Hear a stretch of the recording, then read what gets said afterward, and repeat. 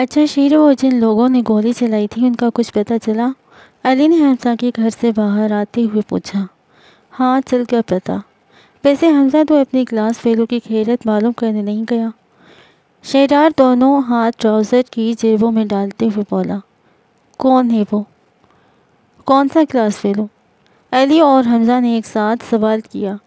زیب اور کون؟ بیچارہ ہاسپٹل پڑا ہے نا، شہریار مسکراتے ہوئے بولا۔ اسے کیا ہوا ہے؟ حمزہ نے حیرانی سے شہریار کے سامنے آتے ہوئے پوچھا، جبکہ سعد اور علی نے ایک دوسرے کے منہ کی طرف دیکھا جیسے ایک دوسرے سے پوچھ رہے ہوں، کیا تمہیں پتہ ہے؟ ایکسیڈنٹ ہوا ہے، کل کسی نے اس کی کار سے جان بوجھ کر اپنی کار ماری اور اس کی کار جا کے درخت سے ٹکرا گئی۔ اکیلا جا رہا تھا کہیں، کافی زخمی ہے بیچارہ۔ اب یہ تو کوئی نہیں جانتا کہ ایکسیڈنٹ کس نے اور کیوں کروایا ہے۔ شہریار کے چہرے پہ ایک چمک پیدا ہوئی تھی بتاتے ہوئے۔ علی، حمزہ اور سعد تینوں ہی سمجھ چکے تھے کہ کس نے کروایا ہے ایکسیڈنٹ، تبھی آج چونی نہیں آیا تھا، ورنہ تو کمینے کو بخار بھی ہو جائے تو بھی چھٹی نہیں کرتا، پہنچ جاتا ہے لڑکیاں تاڑنے۔ حمزہ نے شہریار کے آگے سے ہلتے ہوئے کہا۔ پر یار تجھے پتہ کیسے چلا؟ وہ زیب ہی ہے، علی کہتے ساتھ گاڑی کے بونٹ سے ٹیگ لگا کر کھڑا ہوا۔ تم تو ایسے کہہ رہے ہو جیسے میں نے کروایا ہے ایکسیڈنٹ۔ شہریار نے علی کے پاس کھڑے ہوتے ہوئے ایک آئی برو اٹھاتے ہوئے پوچھا۔ ہمیں شک نہیں بلکہ یقین ہے، اس لیے جلدی سے بتا، پہلے بھی ہونے والی بھابھی کا نہیں بتایا تو نے؟ سعد نے منہ بنایا۔ اچھا تو سنو، یہ سب بہت سمپل تھا۔ زیب نے چالاکی کی اور اس نے ان دونوں لڑکوں کو ہاسپٹل جانے نہیں دیا، پر جس تک گلی کی طرف وہ لوگ مڑے تھے انہوں نے اس گلی کے نکڑ پر جا کر اپنے چہرے سے کپڑا ہٹایا۔ وہاں انہوں نے ایک گھر میں اپنی موٹر سائیکل کھڑی کی اور نکڑ پر کھڑے ہو گئے۔ تھوڑی دیر بعد وہاں ایک بلیک کلر کی کرولا آئی، وہ دونوں اس میں بیٹھ گئے اور خوش قسمتی سے اس گلی کے نکڑ پر ایک اسٹیشنری شاپ تھی جس کے باہر کیمرہ لگا تھا۔ میرے آدمیوں نے وہاں سے CCTV فوٹیج نکلوائی، گاڑی کا نمبر نوٹ کیا، اس گاڑی کے مالک کو پتہ کروایا اور گاڑی زیب کے باپ کی نکلی۔ شہریار نے مسکرا کر تفصیل بتائی۔ اوہ اچھا، مجھے تو پہلے سے ہی اس پر شک تھا، حمزہ نے شہریار کی طرف دیکھ کر کہا۔ علی نے شہریار کو کچھ کہنے کے لیے لب کھولے مگر کچھ کہے بغیر ہی پھر سے کھینچ لیے۔ اچھا کیا کمینے کے ساتھ، وہ اس حد تک جا سکتا ہے مجھے احساس نہیں تھا۔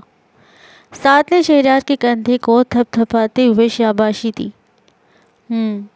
اسے آئیڈیا نہیں تھا کہ اس نے پنگا کس کے ساتھ لیا ہے۔ شہریار احمد تو اپنے ساتھ ٹکرانے والوں کو بھی معاف نہیں کرتا، اس نے تو پھر گولی چلوائی تھی مجھ پر۔ شہریار کے کہتے ساتھ ہی لبوں پر مسکراہٹ آ ٹھہری تھی۔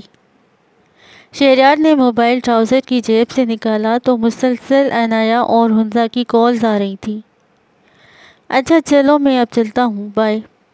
شہریار نے کہتے ساتھ ہی ان تینوں کو ایک ایک کر کے گلے لگایا اور گاڑی کا دروازہ کھول کر ڈرائیونگ سیٹ پر آ بیٹھا۔ ابے یار بھابھی کا نام۔ ابھی حمزہ اتنا ہی بول پایا تھا کہ شہریار بیچ میں ہی بول پڑا۔ صبر کر، بتا دوں گا، اتنی جلدی بھی کیا ہے؟ شہریار نے کہتے ساتھ ہی گاڑی آگے بڑھا دی اور سعد، حمزہ اور علی ایک دوسرے کا منہ دیکھنے لگ گئے۔ ابا جی دیکھا ہے آپ نے ان کو؟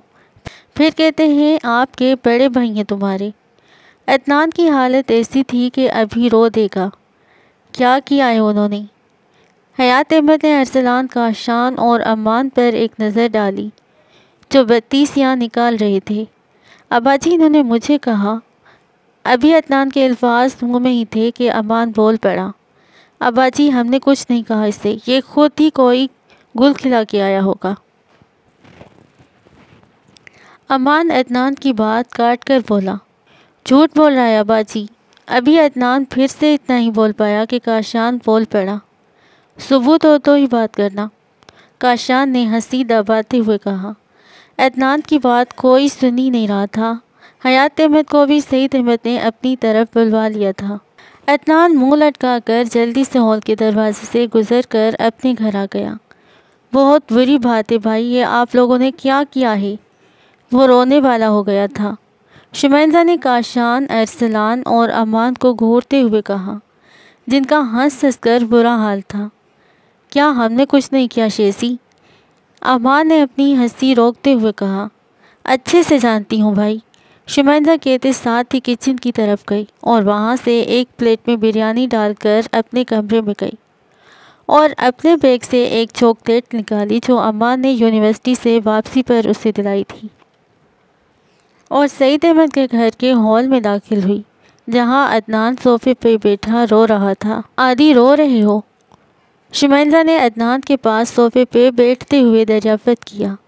ظاہر ہے شیزی، عدنان نے شمائنزا کی طرف دیکھ کر منہ بنا کر کہا، کیا کیا ہے ارسی لوگوں نے تمہارے ساتھ؟ شمائنزا نے اپنے چھوٹے سے کزن پلس بھائی کے گرد بازو کا گھیرا بنا کر پوچھا۔ انہوں نے مجھ سے کہا تھا کہ اپنی گلی چھوڑ کے جو تیسری گلی ہے اس گلی میں ایک نیلے رنگ کا گیٹ ہے، اس گھر جانا اور جا کے کہنا کہ راشد نے اینا کو بلایا ہے۔ میں ان کے گھر گیا، وہاں ایک انکل اور ایک آنٹی ہال میں بیٹھے تھے۔ میں نے ان سے جا کر کہہ دیا تو آنٹی نے اتنی گندی گالیاں دی مجھے کہ توبہ، اور انکل نے تو جوتا پکڑ کے مجھے 2 لگائے۔ تیسرا بھی پڑنے ہی والا تھا کہ میں ٹرین جیسی رفتار سے وہاں سے بھاگا اور اپنی جان بچائی۔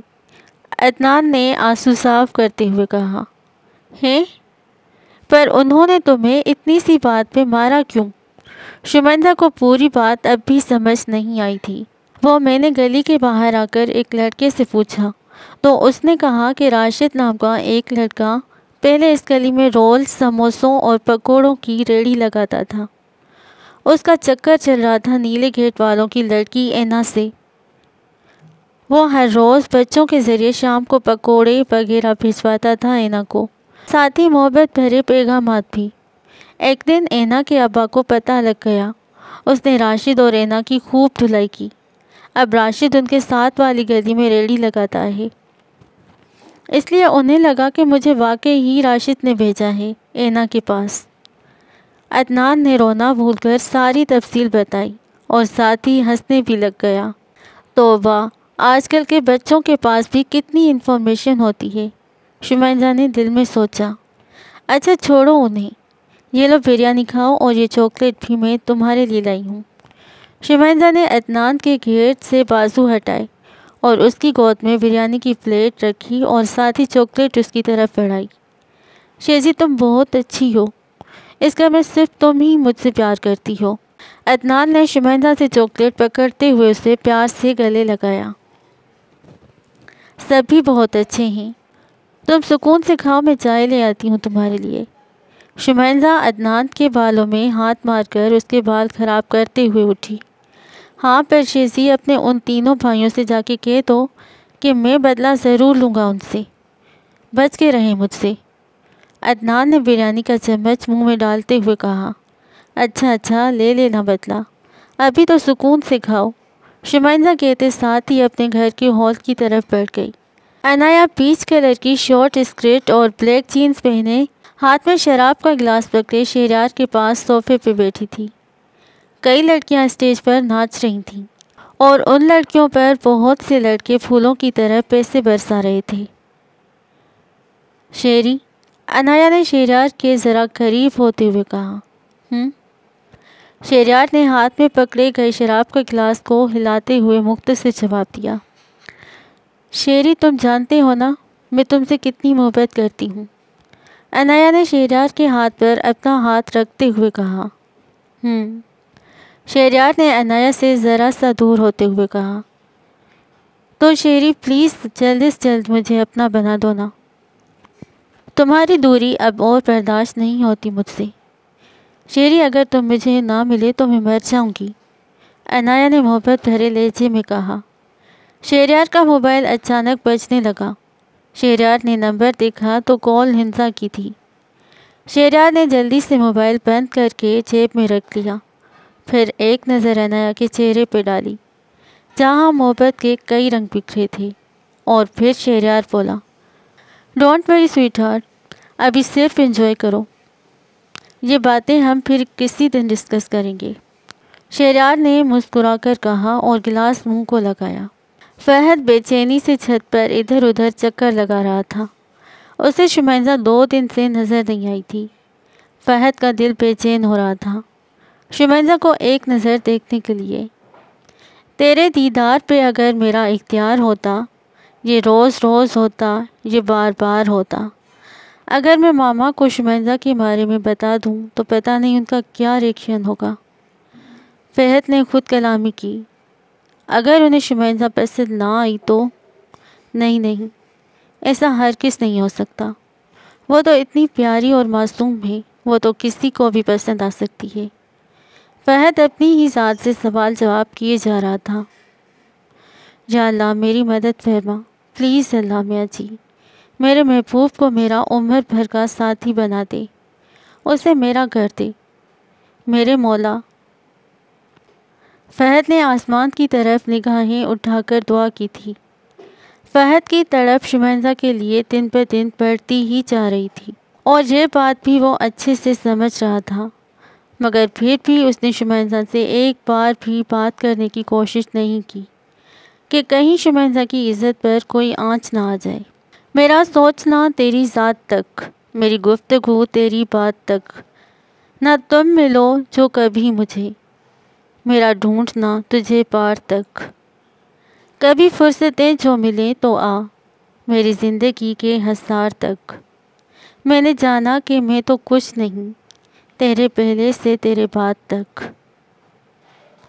شہریار نے گھر پہنچ کر گاڑی گیراج میں کھڑی کی اور گھر کے اندر بڑھ گیا۔ ٹی وی لاؤنج میں سے واجد احمد کی آواز آ رہی تھی۔ وہ فون پر کسی کو شہریار کی منگنی کا بتا رہا تھا۔ شہریار کے ہونٹوں پر ایک مسکراہٹ آئی اور وہ آہستہ سے چلتا ٹی وی لاؤنج کے جانب آیا۔ ہاں، بہت فائدہ ہوگا مجھے بھی۔ میرا بزنس کہاں سے کہاں پہنچ جائے گا اگر شہریار کی ہندا سے شادی ہو جاتی ہے تو۔ یہ الفاظ واجد احمد کے تھے۔ شہریار کے لبوں پر پھیلی مسکراہٹ یکدم سمٹ گئی، ماتھے پر بل پڑ گئے۔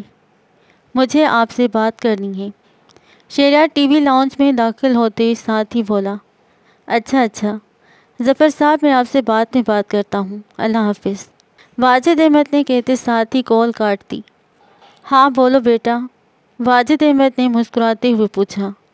آئمہ بیگم وہاں موجود نہیں تھی، اور اگر ہوتی بھی تب بھی شہریار کو کوئی فرق نہیں پڑتا تھا۔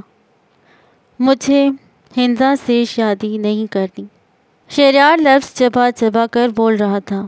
واٹ؟ واجد احمد کو تو اپنے کانوں پر یقین ہی نہ آیا۔ اس پر تو گویا گھر کی چھت آ گری تھی، پاؤں تلے سے زمین نکل گئی تھی۔ میں نے کہا کہ مجھے ہندا سے شادی نہیں کرنی، آپ اس کے گھر والوں کو منع کر دیں۔ شہریار کے لہجے میں انتہائی غصہ تھا۔ پر کیوں بیٹا؟ تمہیں تو پسند تھی نا وہ؟ واجد احمد بمشکل بول رہا تھا، منہ سے الفاظ ادا نہیں ہو پا رہے تھے۔ نہیں تھی پسند، آپ کو اور لیبی کو تھی پسند، یا آپ کی سیکنڈ وائف کو؟ میں نے تو بس آپ کی خوشی کی خاطر منگنی کی تھی، شہریار نے دانت کھینچتے ہوئے کہا۔ تو بیٹا اب جب تم نے منگنی کر ہی لی ہے تو اب کیا ہوا؟ اب ہماری پسند کی لڑکی سے شادی بھی کر لو۔ واجد احمد شہریار کے پاس آ کر بولا۔ ایک دن وہ لڑکی مجھ سے برداشت نہیں ہو رہی، ساری زندگی کیسے کروں گا میں؟ شہریار غصے سے دانت بھینچ کر بولا۔ بیٹا ہندا کو ایک موقع۔ واجد احمد ابھی اتنا ہی بول پایا تھا کہ بیٹے نے ٹوک دیا۔ ابھی اس سے مل کے آ رہا ہوں، وہ لڑکی میرے قابل نہیں ہے، میں اس کے ساتھ پوری لائف نہیں گزار سکتا، بس کہہ دیا میں نے۔ اور نہ ہی آپ کی طرح کرنا چاہتا ہوں کہ کل کو دوسری شادی کر کے کسی انجان عورت کو گھر لے آؤں اور اپنے بچوں پر تھوپ دوں۔ میں کسی اور کو پسند کرتا ہوں، ہندا سے شادی نہیں کر سکتا۔ یہ پکڑے انگیجمنٹ رنگ۔ شہریار نے کہتے ساتھ ہی اپنی انگلی سے منگنی کی انگوٹھی اتار کر واجد احمد کے ہاتھ پر رکھ دی۔ بیٹا اس منگنی کے ٹوٹنے سے ہمیں بہت لاس ہو جائے گا، جمال افروز پارٹنرشپ ختم کر دے گا، اور بیٹا ہندا وہ بہت اچھی لڑکی ہے، اور اگر تم کہو گے تو وہ بدل لے گی خود کو، جیسے تم چاہو گے ویسی بن جائے گی۔ اگر تمہیں شادی کے لیے وقت چاہیے تو وہ بھی لے لو۔ تم جیسا کہو گے پھر ہم ویسا ہی کریں گے۔ بس تھوڑا سا وقت لے کے دیکھو، میں جانتا ہوں وہ آ جائے گی پسند تمہیں۔ بیٹا ابھی آج ہی تو منگنی کی تھی تم نے انسا سے، اتنی جلدی یہ رشتہ ختم نہ کرو، ہمیں بہت نقصان ہو سکتا ہے بیٹا۔ واجد احمد التجائیہ انداز میں بول رہا تھا۔